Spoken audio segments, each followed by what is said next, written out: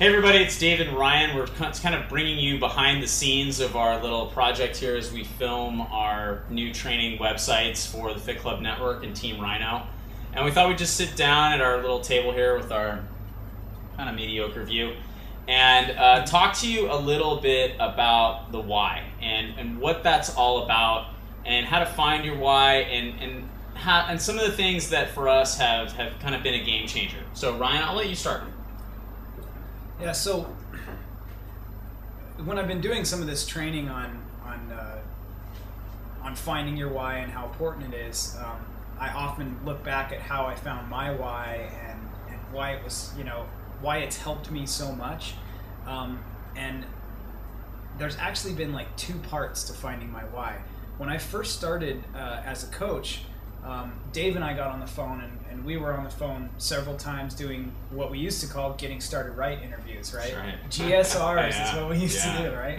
So getting started right interviews, and one of the things that is on that getting started right interview sheet that we used to use was finding your why. And Dave did a great job of pushing me towards my why, like why do you want to do this business? What do you see? What's the vision? All that kind of stuff.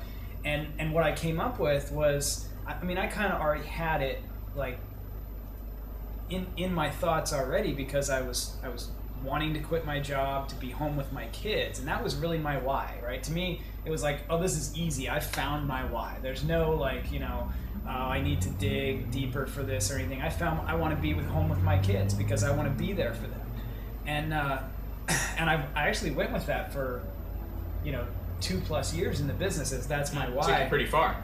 Yeah, and I did well with that. That's true, because I knew I wanted to be home with my kids, and that was a good why. But then I started working with Kobe Mitchell, who is one of the regional sales guys at Beachbody, and this year pushing towards elite coach and stuff like that. He's been helping me, just with time management and all kinds of stuff. He's been a great, another mentor for me. And he asked me about my why, and I said, oh yeah, that's easy. I've got that. Let me tell you about my why. I've got my why all figured out. And I said, I want to be home with my kids so I can be there for them. And then he asked me a couple of questions that just like completely floored me. And I was like, oh, I didn't even realize this. But he said, why do you want to be home with your kids, and why do you feel like you need to be there for them? And I thought, oh, okay, well, I think I've got that one. It's because my dad was home with me. Like he owned his own business, and he was often there. We went on a lot of trips as a family. He was present all the time. So I thought, okay, I've got your question covered. It's because of that. And then he asked me, well, what do you think you're going to provide for your kids by being there? What is it that they're going to get from you being there? Not just your presence, but what are they going to gain from it? And so what did your dad provide for you? And then it was like, oh, okay. Because I can think of a million things back when I was in engineering school and stuff like that, and when I was an engineer, where I would feel like the stuff I learned from my dad when I was young has been 10 times more valuable to me than even the engineering school that I got. Like, I was a better engineer more because of what he taught me growing up than I was because I had a 4-year degree and I knew how to use equations and all kinds of stuff like that. Like, he taught me the work ethic. He taught me actual skills, like hands-on skills, like how to use power tools and how to change your spark plugs and how to change your oil and things like that. Things that if I didn't have those experiences, yeah, exactly, man stuff. But seriously, like as an engineer, having the hands-on ability. When I was 18, we rebuilt a car together. That was my first car. We put the engine in. We took the old engine out. We put a new engine in it. We did everything to the thing. We even painted it. Sanded the whole thing and painted it and did all that stuff. He taught me how to do all that.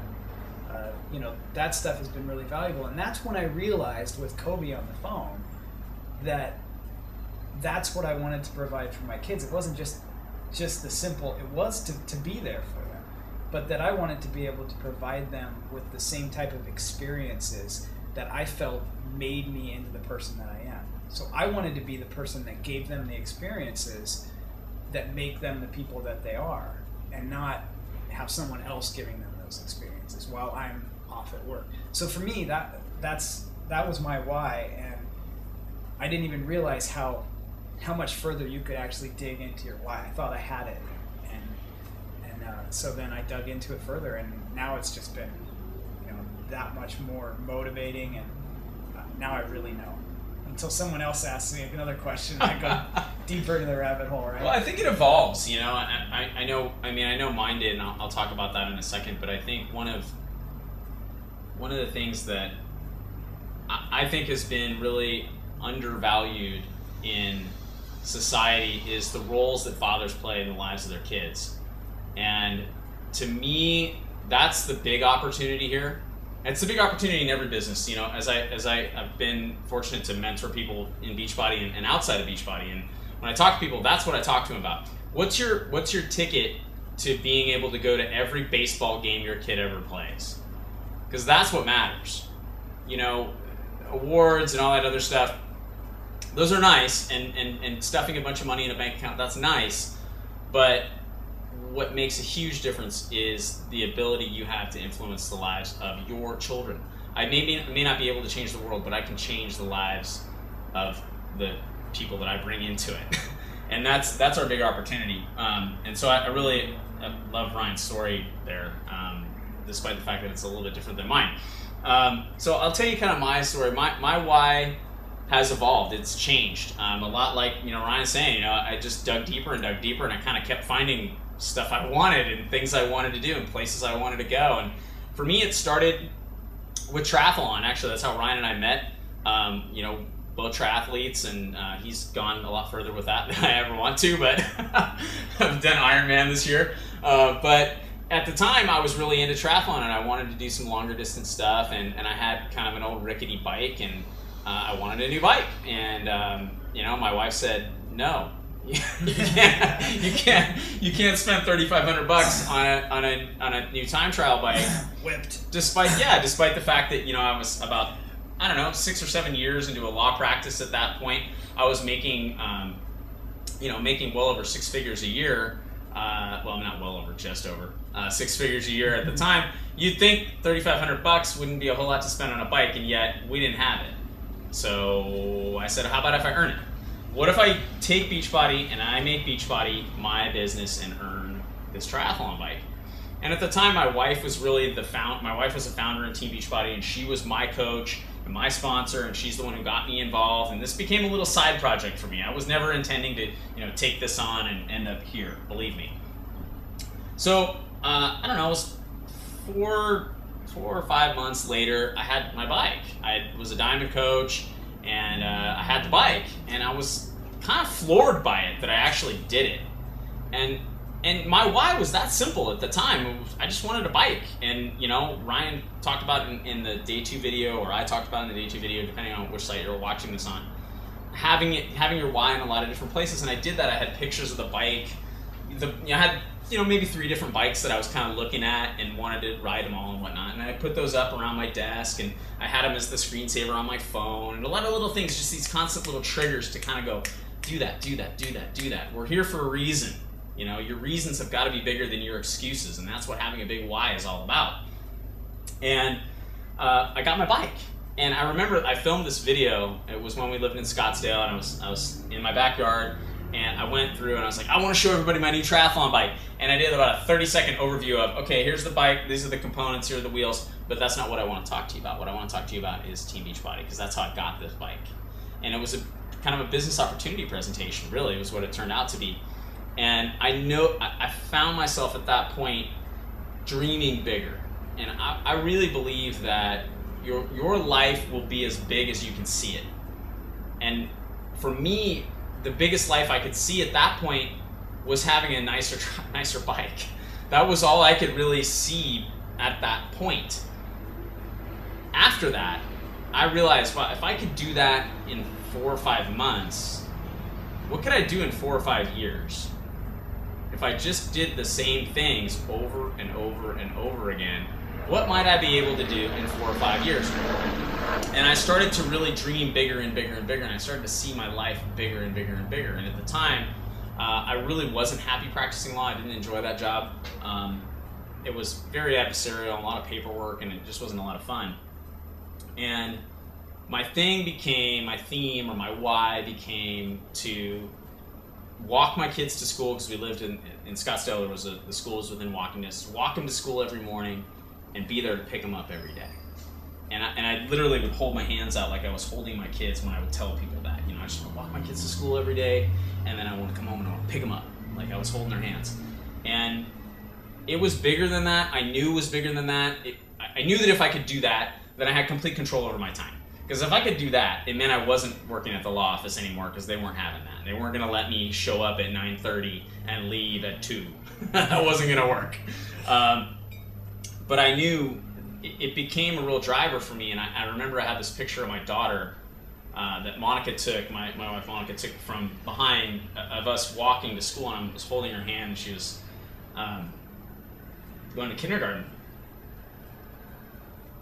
And I put the picture up by my desk, and every time it was late at night or early in the morning or whenever, I looked at that picture and I knew that I was going to make that happen. It was non-negotiable at that point for me.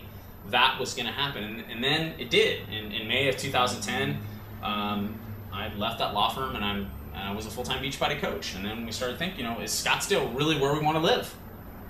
At that point, that was as big as we could have seen our lives. We don't really have any roots in Scottsdale. We're in Coronado, California. My in-laws live in that building over there. My parents and my grandparents live in another building here in this complex. This is where I've always wanted to live. But I couldn't see my life that big at the time. And I needed to have these stepping stones to get to this thing. Now, it doesn't end there, right? Like, there's another why. I've got my eye on a couple houses here that have a view of the ocean. And the why gets bigger and bigger and bigger, but I think the important thing that you should take away from both of our stories is dream a little, and let yourself see your life bigger than it is now. And maybe you can't see it as, a mega millionaire living on a yacht or something. That's okay.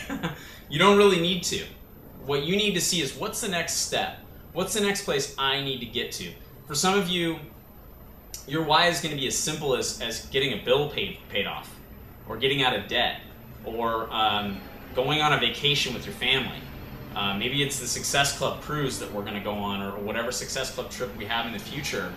And that's great. That's great.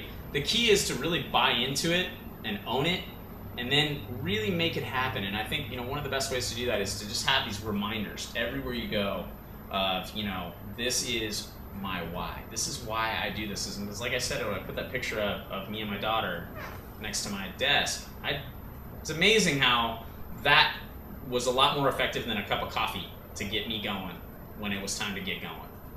So, anyway. I think that's, the stepping stone thing, I think, is really important.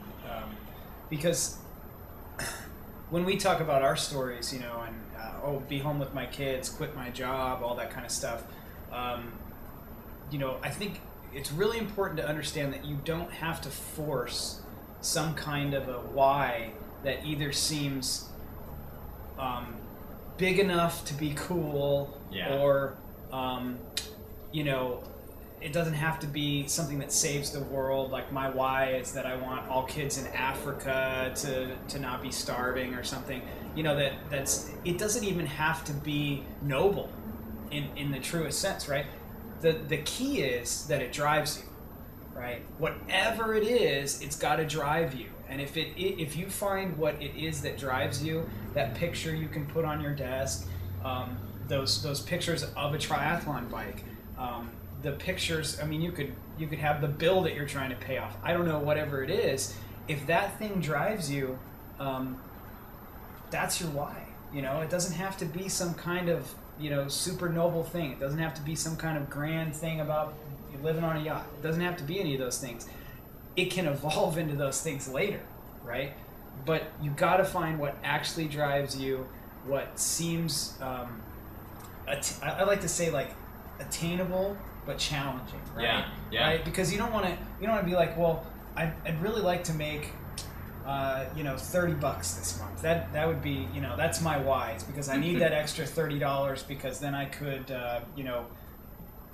buy more groceries or something silly like that. It's like $30. That's one sale of P90X or one. I mean, that's not even challenging, right? That's not for anybody in this business. That should not be challenging, right?